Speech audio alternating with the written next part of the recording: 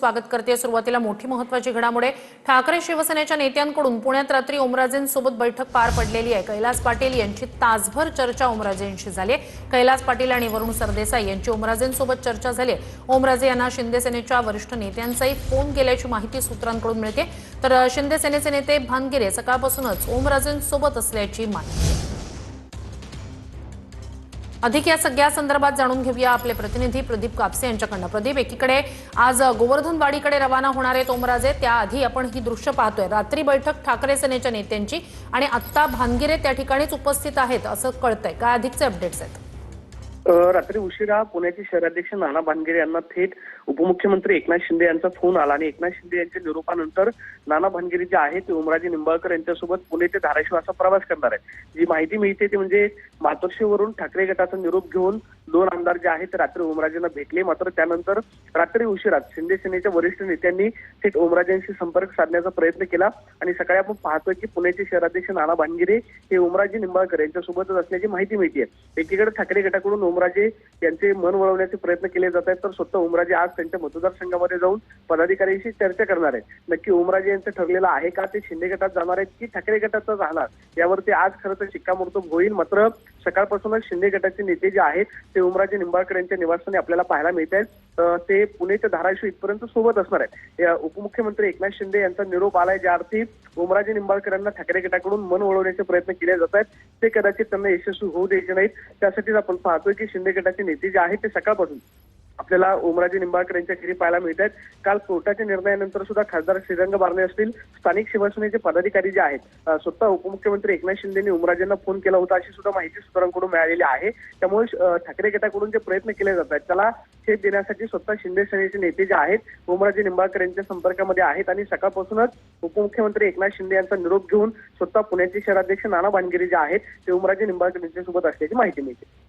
नक्कीच, तर थोड्याच वेळात आता ओमराजे गोवर्धनवाडीकडे रवाना होणार आहेत, धाराशिवकडे रवाना होणार आहेत।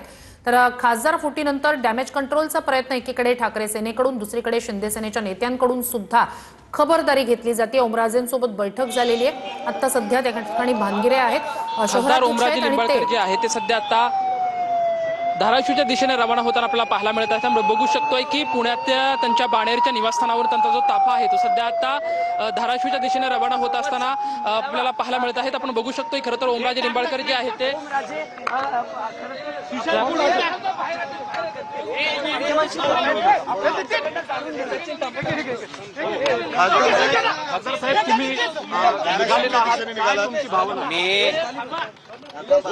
अरे तुमच्या गोंधळात ऐका तरी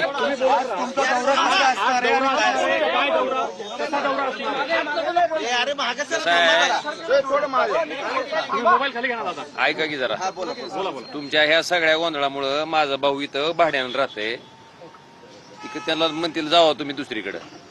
काय झालं, ही रोज कालवा शेवटी सोसायटीतल्या लोकांना त्रास होतोय आणि काय माझ्या मालकीचा फ्लॅट नाही, भाड्यानं राहते। त्यामुळे फक्त तुम्ही जरा संयमानं घ्या। मी काल सांगितल्या पद्धतीनं आज धाराशिव मध्ये जातोय। माझ्या कार्यकर्त्यांना मी वेळ दिली 4 वाजताची। धाराशिव मध्ये गोवर्धनवाडी या ठिकाणी मी सगळ्यांना बोलवलंय, सगळ्यांशी चर्चा करून मग मी माझा निर्णय त्या ठिकाणी जाहीर करेन। सही केलेली आहे की नाही या प्रश्नाचं, हो किंवा तुम्हाला काय जे उत्तर आहे, माझी काय भूमिका आहे ती माझ्या कार्यकर्त्यांशी चर्चा करून ठरणार। मी तुम्हाला सगळ्या बाबतीत एवढंच सांगतो की मी ज्या पद्धतीनं सांगितलं की ही कलियुग आहे। काल मला वाटतं 3 जून 2006 जी दुःख आणि यातना आमच्या सगळ्या परिवारानं, समतकाजीच्या परिवारानं भोगली, मला वाटतंय काल 20 वर्षाच्या नंतर तीच दुःख, तीच यातना त्याच दिवशी, कारण माझ्या वडिलांचं 3 जून 2006 रोजी अशा पद्धतीनं गोळ्या झाडून हत्या केली होती आणि काल त्या दिवशी शनिवार होता आणि दुर्दैवानं कालच्या निकाल सुद्धा शनिवारीच होता। मला ह्या गोष्टीचं दुःख वाटतंय की सन्माननीय कोर्ट म्हणतंय की हत्या करण्याचा उद्देश पण होता, म्हणजे मोटिव्ह होता, मोटिव्ह प्रूव्ह केला कोर्टात। सन्माननीय कोर्ट म्हणलं की राजकीय वैमनस्य होतं, पण दुर्दैवानं मग मारलं कुणी, ह्या सगळ्या गोष्टी सन्माननीय कोर्ट मान्य करते। पण शेवटी न्यायिक प्रक्रियेमध्ये कोर्टाचा सन्मान प्रत्येकाला करावा लागतो। त्यामुळं कोर्टाच्या निर्णयाचा सन्मान करून त्या निर्णयाच्या विरुद्ध हायकोर्टामध्ये मी जाणार आहे. आणि अशा प्रसंगामध्ये वाईट ह्याच गोष्टीचं वाटलं की आयुष्यभर म्हणजे ज्या दिवशी माझे वडील गेले त्या दिवशीपासून मी माझ्या राजकीय कारकिर्दीला सुरुवात केली. सुरुवात करण्याचं कारण ही माझे वडीलच होते. फक्त मला दाखवून द्यायचं होतं, त्यामुळे लोकांच्या संपर्कात गेलो. प्रत्येक माणसाच्या कामाला प्रामाणिकपणे पडायचा मी प्रयत्न माझ्या राजकीय जीवनामध्ये केलेला आहे.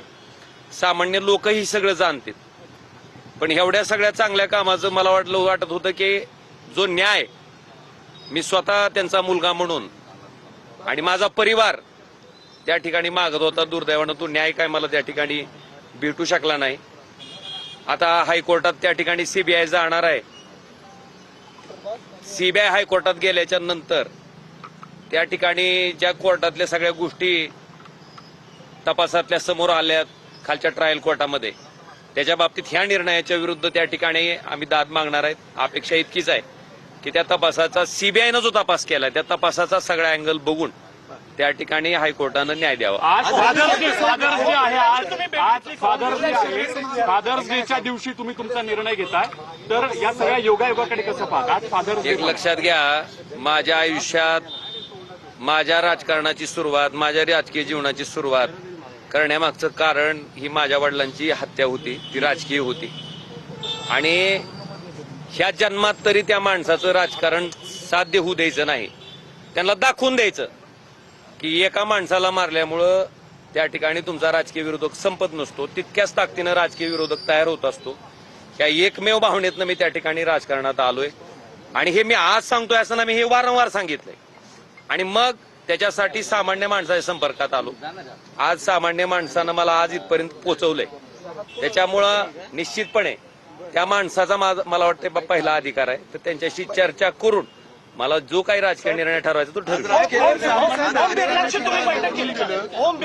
सामान्य नागरिकांनी तुम्हाला निवडून दिलेलं आहे, त्यांच्या म्हणण्याचं म्हणजे काय मान राखाल जर ते तयार झाले तुम्ही? एक लक्षात घ्या, सामान्य माणसाला मी काय काम करतो माझ्या मतदारसंघातल्या बरीच जणांनी आता मी 4 दिवसापासून ऐकतोय, माझा निर्णय जाहीर केला नाही, पण माझ्या अख्ख्या कुटुंबाचा उद्धार काही लोक करतात, ज्याचा काही संबंध नाही.